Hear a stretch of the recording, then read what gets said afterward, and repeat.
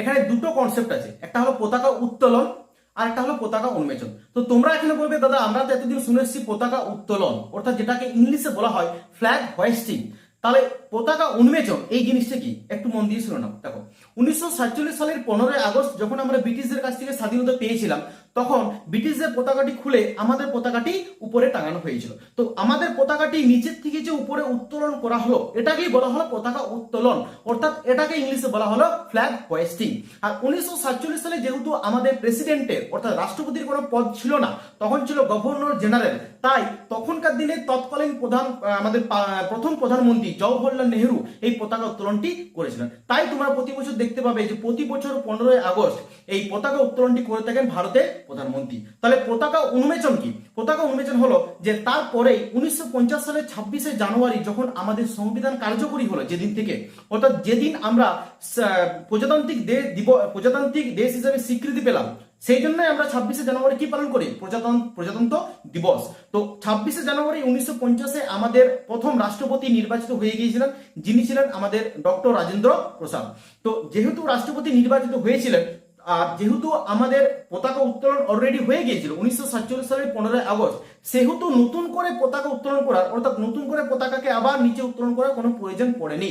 তাই 26শে জানুয়ারি 1950 সালে আমরা কি করেছিলাম? পতাকা উন্মোচন, অর্থাৎ 26শে জানুয়ারি 1950 সালে পতাকাটি উপরেই বাঁধা ছিল, ফুল দিয়ে উপরে বাঁধা ছিল, যেটাকে রাষ্ট্রপতি রাজেন্দ্র প্রসাদ টেনে খুলে ফুলটা নিচে দিয়েছিলেন। তো এটা হলো পতাকা উন্মোচন। তো তোমরা স্কুলে সবাই গিয়েছো, ছোটবেলায় দেখেছো যে 15 আগস্ট কি হয়? 15 আগস্ট পতাকাটি নিচে বাঁধা থাকে ফুল দিয়ে, তারপর সেটাকে আমাদের শিক্ষক শিক্ষিকারা উপরে টেনে তুলেন, তারপরে একটা দড়ি দিয়ে খুলে সেটা ফুলগুলি নিচে পড়েন।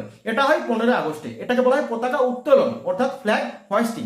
কিন্তু যেটা 26শে জানুয়ারি অর্থাৎ প্রজাতন্ত্র দিবস যেদিন হয়, সেই দিনে কিন্তু তুমি দেখতে পাবে না যে পতাকাটি নিচে বাঁধা থাকে, সেদিনে তুমি দেখতে পাবে পতাকাটি উপরে বাঁধা থাকে ফুল দিয়ে, সেটাকে শুধুমাত্র আমাদের শিক্ষক শিক্ষিকারা টেনে খুলে দেন, ফুলটি নিচে পড়ে যান। এটা হলো পতাকা উন্মোচন, অর্থাৎ এটাকে বলা হয় ফ্ল্যাগ আনফার্লিং। একটু এখানে দেখে নাও, আমি লিখে রেখেছি যে 26শে জানুয়ারি অর্থাৎ যেদিন প্রজাতন্ত্র দিবস পালন করি, সেদিন আমরা কি করি?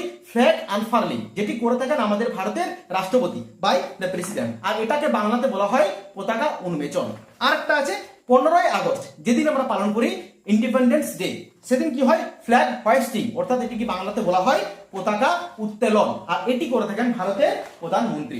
আচ্ছা, এখানে ইংলিশ টার্মটা একটু বলে দিই, তাহলে তোমরা বুঝতে পারবে। যারা গান লেখেন তারাও এগুলো নিয়ে অবগত, তারাও এগুলো সব জানে। যেমন একটা গান আছে অরিজিৎ সিং এর লেহরা দো, তো লেহরা দো এটা হচ্ছে যেটা পতাকা উত্তোলন, এই উত্তোলনটাকে বলা হয় লেহরানা, লেহরানা। আর যেটা পতাকা উন্মোচন সেটাকে বলা হয় ফেহরানা। তো লেহরা দো মানে কি? লেহরা দো মানে হচ্ছে বিদেশের মাটিতে আমাদের ভারতের পতাকাটা উত্তোলন করা। দেখবে যখন অলিম্পিক্সে বা বিভিন্ন ধরনের খেলাতে ভারত জিতে যায়, তখন পতাকাটিকে নিচের থেকে তোলা হয়। তো যেহেতু নিচের থেকে উপরে তোলা হচ্ছে, সেটাকে বলা হয় উত্তোলন অর্থাৎ লেহরানা, ওই জন্য বলা হয় লেহরা দো। আর যেটা উন্মোচন সেটাকে বলা হয় ফেহরানা।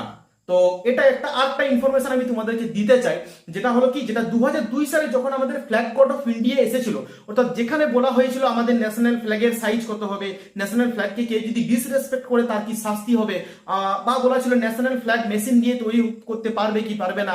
আর ওটাও বলা ছিল 2002 সালে যে আমাদের ন্যাশনাল ফ্ল্যাগ তোমার শুধুমাত্র সানরাইজ থেকে সানসেট এই সময়টার মধ্যে কিন্তু পতাকা মানে টাঙিয়ে তুমি রাখতে পারবে, বাদ বাকি সময় যখন সূর্য ডুবে যাবে, সূর্য ডুবে যাওয়ার আগে পতাকা খুলে নিতে হবে।